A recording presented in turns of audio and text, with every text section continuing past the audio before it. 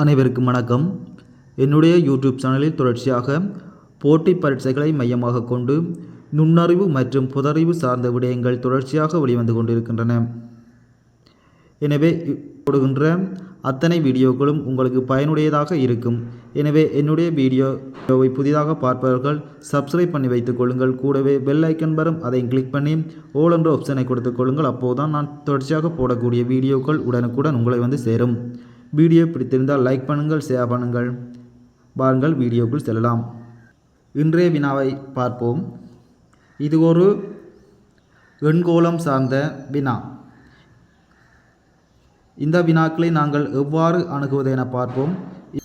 7 53 2 6 52 4 5 இடைவெளி 5. இந்த இடைவெளி வருகின்ற இடத்தில் வரக்கூடிய இலக்கம் என்ன என்பதை நாங்கள் கண்டுபிடிக்க வேண்டும். பாருங்கள், 7 7னுடைய வர்க்கம் 49 49. 2னுடைய வர்க்கம் 4. 2ஐயும் கூட்டினால் விடை 53 என வந்துள்ளது. அதே அடிப்படையில் அடுத்த வினாவும் வருதா என பார்ப்போம். 6 6னுடைய வர்க்கம் 36. 4னுடைய வர்க்கம் 16. கூட்டினால் 52.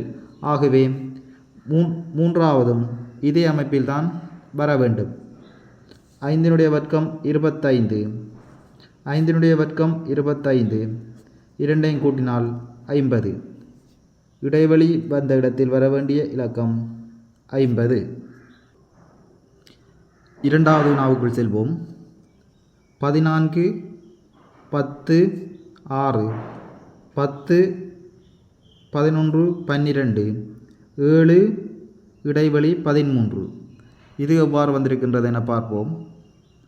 14ஐயும் 6ஐயும் கூட்டி 2ஆல் பிரித்திருக்கின்றார்கள். 14 மாறும் 20. 2ஆல் பிரித்தால் 10.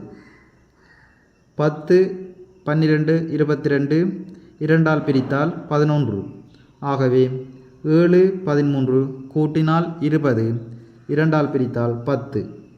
இவை இடைவெளி வந்த இடத்தில் வர வேண்டிய இலக்கம் 10. மிகவும் இலகுவான ஒரு வினா. அடுத்த வினாவுக்கு செல்வோம். இதுக்கு மிக இலகுவான ஒரு வினா. பாருங்கள், 4 25 9 6 16 10 1 இடைவெளி 7. ஆகவே இந்த இடைவெளி வந்த இடத்தில் வர வேண்டிய இலக்கம் என்ன என்பது பார்க்க வேண்டும். அதற்கு முன் இங்கே வந்த இலக்கத்திற்கு என்ன தொடர்பு உள்ளது என பார்க்க வேண்டும். பாருங்கள், 9லிருந்து 4ஐ கழித்திருக்கின்றார்கள். 9லிருந்து 4ஐ கழித்தால் 5. 5னுடைய வர்க்கம் 25. 10லிருந்து 6ஐ கழித்திருக்கின்றார்கள். 6ஐ கழித்திருக்கின்றார்கள். 10லிருந்து 6ஐ கழித்தால் 4. 4னுடைய வர்க்கம் 16. 7லிருந்து 1ஐ கழித்தால் 6. 6னுடைய வர்க்கம் 36. இவ்வாறு தான் இதற்கு விடையளிக்க வேண்டும். நான்காவது வினாவுக்கு செல்வோம்.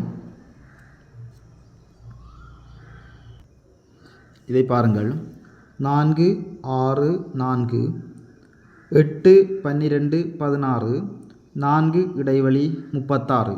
ஆகவே இந்த 6 12 எந்த அடிப்படையில் வந்திருக்கின்றதோ அதே அடிப்படையில் தான் இந்த இடைவெளியிலும் வர வேண்டும். எவ்வாறு என பார்ப்போம். 4 4உடன் இந்த 4னுடைய வர்க்கமூலம் 2. 4னுடைய வர்க்கமூலம் 2. ஆகவே இந்த 4உடன் 2ஐ கூட்டி இருக்கின்றார்கள் 6. அதேபோல் பார்ப்போம். 8 16னுடைய வர்க்கமூலம் 4. 4 16. ஆகவே 16னுடைய வர்க்கமூலம் 4. 8உடன் 4ஐ கூட்டியிருக்கின்றார்கள் 12. அதேபோல் 4 36னுடைய வர்க்கமூலம் 6. 6 36. ஆகவே 36னுடைய வர்க்கமூலம் 6. 6ஐயும் 4ஐயும் கூட்டினால் விடை 10. இவ்வாறு நீங்கள் சிந்திக்கின்ற போது நிச்சயமாக இலகுவாக விடையளிக்கக்கூடியதாக இருக்கும். இறுதி வினாவை பார்ப்போம். 3 64 5 3 49 4 4 இடைவெளி 2. ஆகவே இந்த 64 49 எவ்வாறு வந்திருக்கின்றதோ அதே அடிப்படையில் தான் இதற்கும் விடை வர வேண்டும். பாருங்கள், 3 5 இரண்டையும் கூட்டினால் 8 8 8 64. ஆகவே 8னுடைய வர்க்கம் 64. ஆகவே 8னுடைய வர்க்கம் 64. 3 4 3ஐயும் 4ஐயும் கூட்டினால் 7 7னுடைய வர்க்கம் 49. 7 7 49. ஆகவே 4ஐயும் 2ஐயும் கூட்டினால் 6 6னுடைய வர்க்கம் 36. 6 6 36. ஆகவே இதற்கு வர வேண்டியது 36. ஓகே ஃப்ரெண்ட்ஸ், இந்த 5 வினாக்களும் உங்களுக்கு இலகுவாக விளங்கி இருக்கும் என நினைக்கின்றேன். பிடித்திருந்தால் லைக் பண்ணுங்கள், ஷேர் பண்ணுங்கள், கட்டாயமாக சப்ஸ்கிரைப் பண்ணி வைத்துக் கொள்ளுங்கள். இதே போன்று இன்னுமொரு வீடியோவில் உங்களை சந்திக்கின்றேன்.